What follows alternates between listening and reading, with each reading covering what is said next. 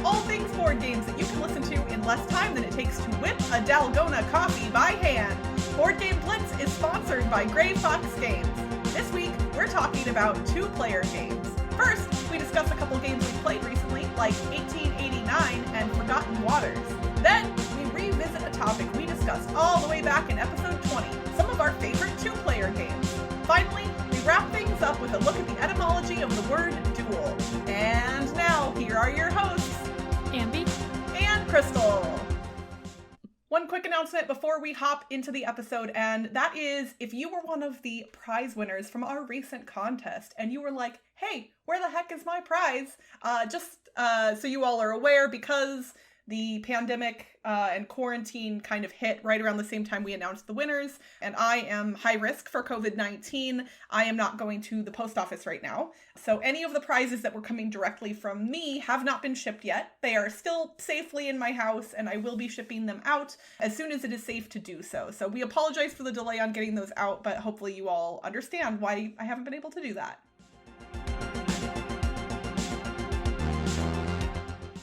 So it's been about 9 months since I've played an 18xx game. Wait, what? Coincidentally, that's like a month older than my twins. But I still haven't really, but I played a solo game of 1889. So Toby made a website called 18xx.games where you can play 18xx online. And right now 1889 is on there. And I wanted to try it out. But I couldn't play with Toby since he's been busy working on the site in all his free time, so I just played solo 3 players by myself. Like, I was playing all the players, which is kind of hard to keep track of. Yeah, that does seem a little bit confusing. Yeah, so I named the players, like, Ambie, Toby, and Talbot, who's our other friend that we play with. So, like, I was kind of playing for us and trying to be kind of like them playing, but I didn't always do things that they would do, and I actually ended up... So you were role-playing an 18xx game? Pretty much. But yeah, so my character, I didn't float at the beginning, and I was winning in the middle of the game, but then, like, I ended up taking over other people's companies that were about to die. That's something that I usually don't do, because I usually play it more safe, so I ended up having 4 companies with soon-to-be rusting trains, and I was able to survive with a bunch of train shuffling, which was neat, but then I was, like, in last place, and Toby was winning. So you have Ambie, Toby Ambie, and Talbot Ambie. Yes. Yeah, and then I was also trying to do a yellow strat, like, in the stock market, in the lower left corner is yellow, which means you can have a bunch of shares, but then also those shares are worth less, which is a strategy you can do. I don't usually do it because usually I can't get the timing right, and I still wasn't able to get the timing right in this one. But, like, it seemed like it was working out, and I was catching up because I had a bunch of shares, and then they were paying out money, and so I was catching up in the cash. But then there was a bug. And so the website is still in open beta right now, so he's, like, working on bug fixes, and I was excited because I got to find a bug for him. But, like, yeah, so the game didn't finish. I wasn't able to finish because it broke. But it was really interesting playing as 3 players, and it was kind of tough, too. I don't think I want to do that again. I mean, at some point in the future, people are going to look back on all of the gaming things we did during the pandemic, and they're going to be like, wow, that was creative. Yeah. But some really cool things that I was able to do because it was the website is, well, first, it's calculating the math really easily and quickly. So, like, the payouts just go boom, and everyone has money, and, like, all the exchanging of money is instantaneous, which I'm not used to because I always play real life. And then also it showed you everyone's value, so, like, everyone's score real time throughout the game, which I usually don't see because usually you think, oh, I think this person's ahead, but you're not really sure. So that was interesting too. It felt different. Also, Toby has a tool on the site where you can clone a game. I was playing, and then partway through the game, I made a move for Toby that he wouldn't have made. And so I cloned the game, and then it can branch off, and you can play 2 separate games starting from that point to see what happens. I didn't finish the other game because after I, like, finished, or almost finished the first game. I was tired. But that's pretty cool. Like, you can kind of see, like, what if I did this? You know, how sometimes you wonder that in the middle of games. You can do it. But also, the way I was actually able to play this is because I was able to play it on my phone. So I played it during the day when I was with babies, or like feeding babies or something, which I normally wouldn't be able to do anything, but I was able to like play on my phone, which is really neat. So that was 1889, which I played on 18xx.games, which is a website that Toby made. It's an open beta. You can play right now, and they're getting more games on it. He's gotten permissions for a bunch of 18xx games. I think 18 Chesapeake is next, which is another like good intro game. And also, it like the website is good for introducing people to 18xx. Toby said that he read about a couple people who played that are new to the system in general, and they said it was like pretty easy and straightforward, probably because the math is done for you. So like you don't get bogged down on that. So that's pretty neat. Okay, I have one comment and at least one question. My comment is, I want to tell our listeners how much your face has been lighting up the entire time you've been talking about this. I mean, obviously, we all know you love 18xx games, but you are just clearly so delighted by this. And I just wanted to make sure that the viewers knew that, because your voice is excited, but your face is just lighting up. Okay, so then my question is, so obviously, since you were controlling 3 players, you were playing essentially local multiplayer. Would that be an accurate description? Yeah, that's another thing. Like, on the website, there's local hot seat, which you can do, which is just saved on your device, but you can also do it online through the server. And I just did local hot seat, which is why when the game broke, it's not in the server, so he can't like get it back for me. Gotcha. Okay, but you can play online multiplayer. Yeah. Is it real time or asynchronous? You can do either one. Real time, you would be probably want to talk to someone or so, like so you know that they're real time. But right now, yeah, you can do async. He has an email system set up, so if you're not on the website, then it'll send you an email when it's your turn. Oh, nice. Yeah. So, I mean, this is a silly question, but Toby just decided to do this because it sounded like a cool idea? Yeah, well, he's been wanting to do it for a long time. A few years ago, he made rollingstock.net, which was a website to play Rolling Stock, which is his favorite game. And that one is a lot simpler rules-wise than 18xx because it's just a card game with the stock market. So it's just like financial part. But before he had made that, he had wanted to make this 18xx website. And he started with that because it was easier. Like, because he had started doing the map and it was too much. And he's like, I don't feel like doing this. But then he finally was able to do this now. And there's a lot of people that are excited about it and helping contribute too. So that's really neat. I mean, I'm excited about it, and I don't even like 18xx games. Yeah, so I don't like playing games online, so maybe I'll actually play another 18xx game using this. Like, who knows? Anything could happen. Yeah. Awesome. Well, I'm glad that you got to play an online version of 1889 because I know you love that game. Yeah. Well, I am really excited about the game I'm talking about today, too. I recently pre-ordered a copy of the new Crossroads game from Plaid Hat Games called Forgotten Waters. So, Plaid Hat, a number of years ago, gosh, I don't even remember when Dead of Winter came out. It's a long time ago now, it feels like. Dead of Winter came out, and Plaid Hat had said at the time that it was the first game in this Crossroads series of games. Mm-hmm. And then not a lot of Crossroads games have come out since then. But this one, Ambie, here's the thing. When I decided I wanted to talk about this game today, honestly, the only thing I truly want to tell our listeners is if you want to go on an adventure that is really fun and really surprising and just delightful, buy this game. Like, that's kind of all I want to say.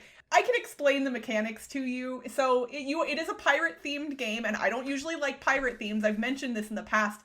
We'll throw that opinion out the window, because this game is great, and I'm a pirate now. And In the game, there are a bunch of different scenarios, and there is a web-based app that you have to use to play the game. Do not let that turn you away from this. I promise you. It is great because they have voice narration for the story. So every time you run into a Crossroads event, or like you talk to the captain, you click a button on the web app, and it reads the story to you with voice acting. And it's just so well produced. I can't even begin to tell you. Throughout the course of the game, you're using a big storybook that has different pages, which are different locations, and you're moving around a board. It'll tell you what page of the book to go to. So you might be out at the open sea, or you might encounter a storm or another ship or an island. So you might be like at port in a city. All of the pages show those things. You have different actions you can take depending on what location you're at.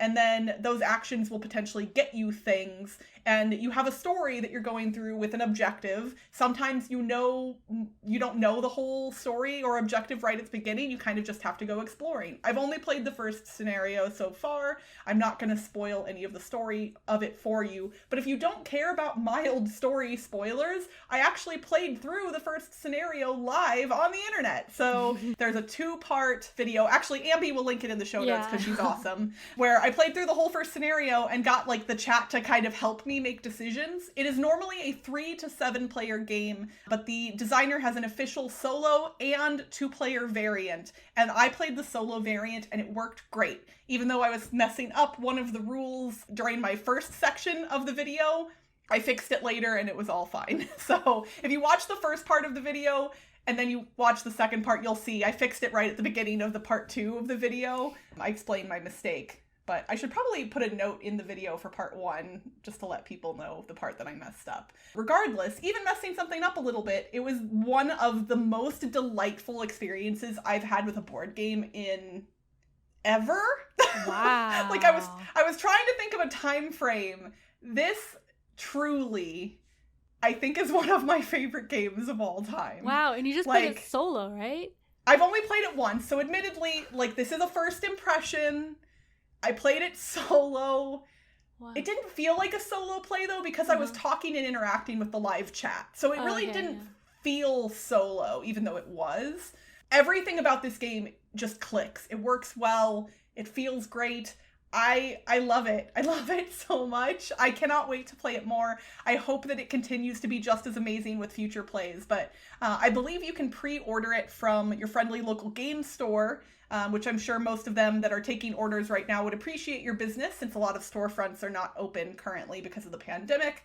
But I'm not certain if Plaid Hat is still doing pre-orders. I don't think they are at this point. I think you have to order it from a game store, but I'm not certain. So look on Plaid Hat's website to see. But I cannot recommend this game highly enough, truly. Like, it's so good. And there's a tiny bit of a real-time mechanism in it, Ambie, which you will like. Admittedly, it's a small part, but like, so it kind of helps remove that quarterbacking thing that a lot of cooperative games have, because people only have 40 seconds to choose where their character is going to go at a location. So people can't force everybody to go where they want. Everybody just has to kind of make a decision real quick. So yeah. I could talk about this game forever. I did on a recent episode of Dice Tower tonight. I will try and keep this brief. Forgotten Waters is delightful. I would recommend it to almost anyone. Pick it up, whether you're going to play it 1-player, 2-player, 3-player. Honestly, 7 feels like a lot, but who knows? Maybe it's great with 7.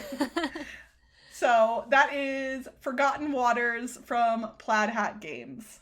Yeah, I was really tempted to pre-order it like last month or whatever when it was on pre-order at the website, but like I don't have time to play it right now. So I don't know if like when we would be able to play ever. Yeah. Well, it'll definitely be available from other stores soon, I'm sure. Yeah. And yeah, I can't think of who wouldn't like this game. That's what's crazy. I guess if you're like the heaviest of heavy Euro gamers, then maybe. But even then, the mechanics in this game are solid. So I don't know. I just love it. You don't like story, I guess. Yeah, I guess. But like the story is so good. Oh, and I will mention briefly that like the story elements do have some mild adult language. I don't know if there are adult themes. It says 14 plus on BGG, although I don't know if that might be accurate. So there's some mild curse words that are used in the story part. So if you're doing the voice narration, you will hear those. And I would assume that there could be some mild adult themes, but just be aware this is not a game for little children, even though I think it would be approachable. But just that disclaimer is probably a little important.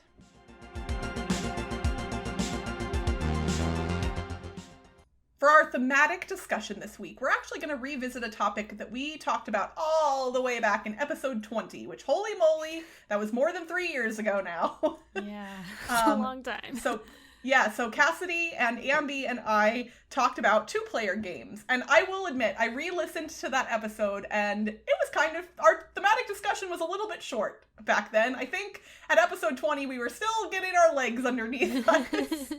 And we only listed a handful of games in that episode, and I definitely have a lot more two-player games that I know and love now that I want to talk about.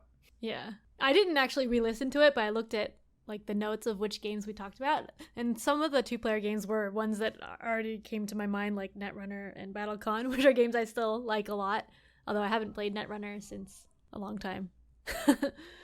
But you have fond memories of it. Yes, I have fond memories of a lot of these two-player games. We did mention in that episode that we all kind of like two-player games in instances where, let's say you show up early to game night and more people are coming, but there's only a couple people there at the time, and so you pull out a two-player game kind of to fill time or something like that. But I would say, for me, two-player games, while they can be good as fillers, I have found some two-player games that are more substantial that I really enjoy over the past few years. And two-player games can work in a lot of different scenarios. I think some people hear two-player and they think, oh, couples or whatever else. But honestly, a lot of my two-player gaming has been with good friends, not just my husband. So, my friend Elissa and my friend Kathy. Kathy always loves when I say my friend Kathy on the podcast, and I didn't do it again. So, I've played a lot of two-player games with each of them. Mm-hmm. And I don't know, the experience of playing a two-player game is more intimate than playing a multiplayer game sometimes. I don't know if that's the right word, but it's a more personal experience sometimes. Well, you can focus more on what that player is doing, I think. Well, for me, most of my two-player games are with Toby, since he's also super into board games. So yeah, we're a couple, and so it's a couple playing board games, but we're also a couple. We played intense games too. So right, you're not a board gamer and their partner. Yeah. You're two board gamers who happen to be married to one another. Yeah. But yeah, so I think with two-player games, it has a different feeling than more players, because you can focus more on what the other player is doing. And one thing that I noticed about two-player games versus multiplayer is I don't take that in more higher player count games, because normally you're targeting someone and then it feels like you're attacking them.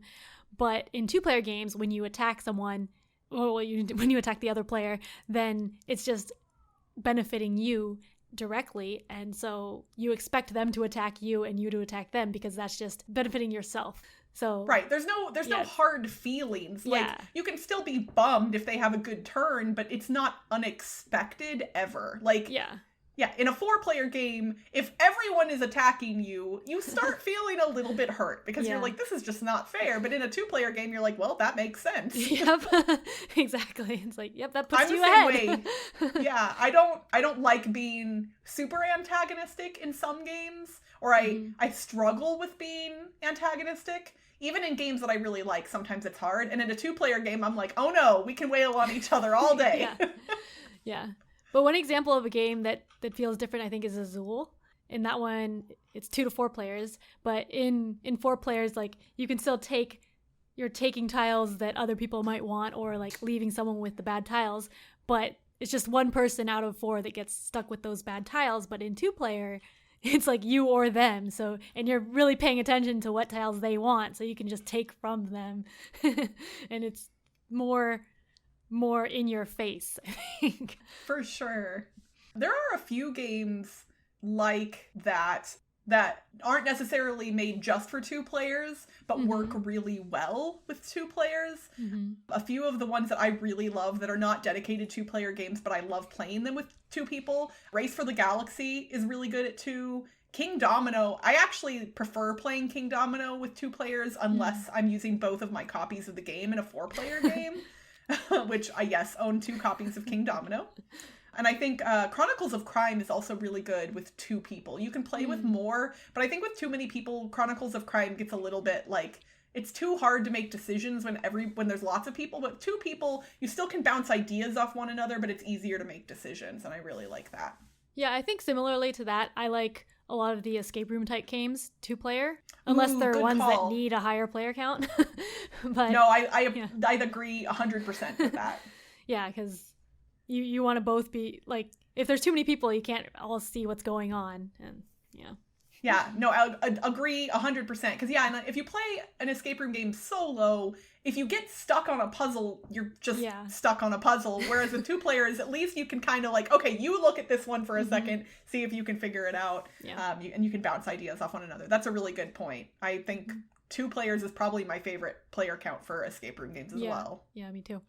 It definitely feels like game designers and game publishers are more cognizant of the player counts they list on their boxes. And this might just be my own perception, but I feel like nowadays there are more games that when they say they work with 2 players, they work with 2 players. Whereas I think in the past, there were more instances of wide player count ranges on a box that weren't necessarily great. Like, I'm thinking of 7 Wonders specifically, things like that. But I think that now, and especially like if a game does have to have variants, I think game designers are getting better at that as well. Although admittedly, last episode you talked about the crew and how at 2 players, it's not the best. Yeah, but on the box, I think it says 3 to 5. So like, it's not, it's a variant. Okay. So you're not expecting it.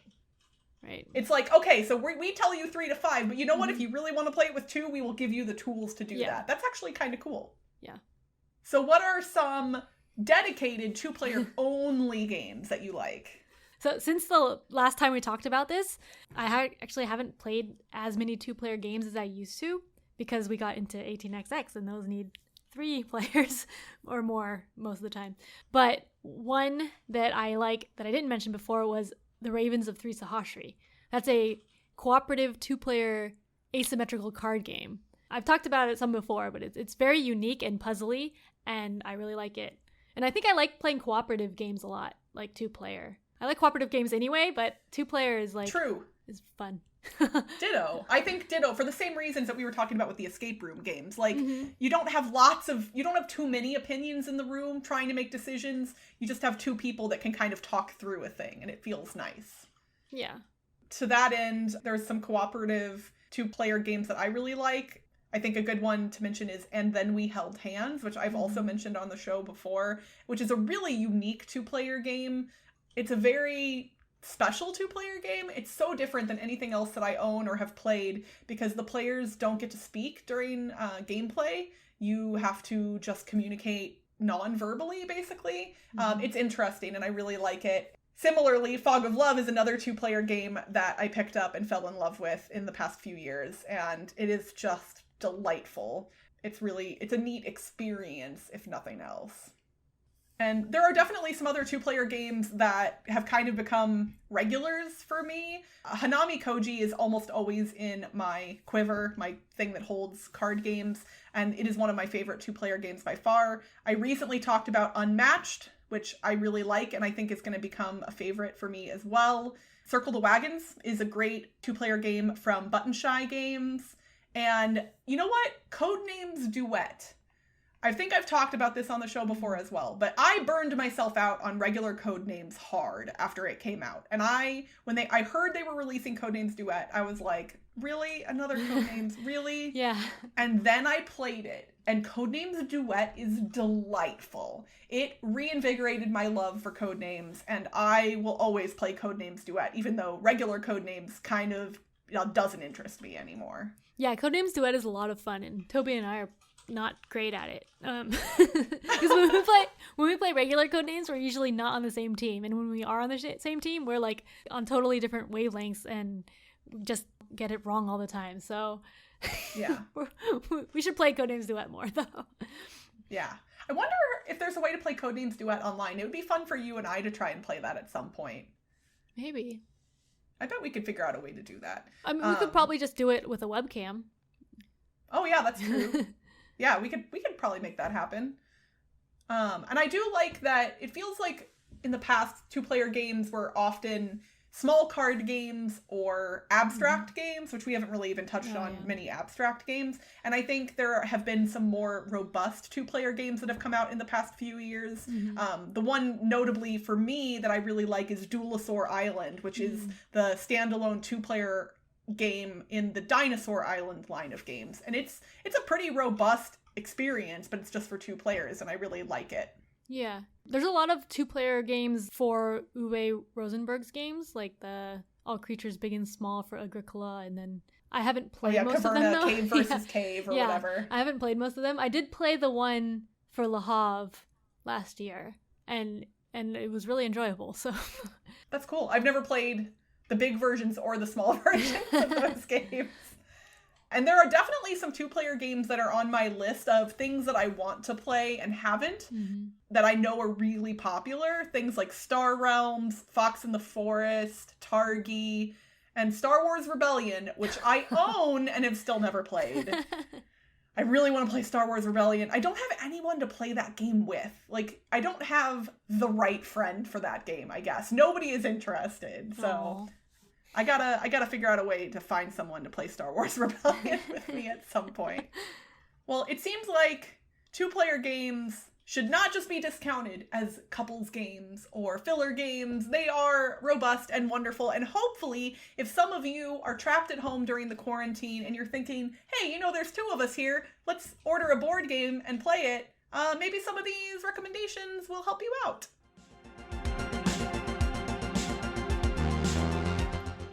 For today's etymology segment, I'm going to dive into the history of the word duel. The English noun duel originated in the late 15th century and has had different spellings over the years, including the previous Latin form of the word, which came from the late 13th century. That word meant a single combat, as well as a judicial single combat. It can be traced back to the medieval Latin duellum, which meant combat between 2 persons, as well as a regular Latin word of the same spelling that meant war. The English word duel, and its general definition of any contest between 2 parties, is from the 1590s, but in the 1610s, it had taken on the more specialized definition of premeditated and prearranged single combat involving deadly weapons in the presence of at least 2 witnesses. Obviously, cubes and meeples are the best weapons in any board game duel. So here's hoping this information helps give you an edge the next time you do battle in a game. And that's it for this week's Board Game Blitz. Visit our website, boardgameblitz.com, for video and blog content, as well as get links to all our social media pages. This episode was sponsored by Gray Fox Games. If you missed backing the new game, For Science, when it was on Kickstarter, you can still pre-order the game through the Pledge Manager for the next couple of months. Do it for science! Gray Fox Games, quality games, cleverly crafted. Did you know you can support our show and get cool perks for as little as $1 a month? Become a patron to listen to unedited episodes and join our private Slack channel, which lets you chat with us and other Blitzketeers directly. Head to patreon.com/boardgameblitz to become a patron today. Our theme song was composed by Andrew Morrow. Technical support provided by Toby Mao. Board Game Blitz is part of the Dice Tower Network. Until next time, when the game's on the table, open up the box, open up the box, open up the box. When the meeples give you attitude, place them on their spot, place them on their spot, place them on their spot. Bye, everyone! Bye! Okay, for our... Okay, what's happening? I don't know. Oh. Totally on different wavelengths. Yeah, but then there's a game wavelength, and I was like, that sounds weird if I say that. Time for the alliteration puzzle. Last episode, we asked you to retheme a movie that's like the movie Alien. For birds that Cinderella sang about, who are sick to their stomachs. What game was that, Ambie? That was Nauseated Nightingale Nemesis. Oh, please don't throw up on our games, Nightingales. All right, this episode, we are asking you to retheme a 2-player game with camels for someone who is going for a casual run, but keeps hopping off the ground. Good luck, everyone.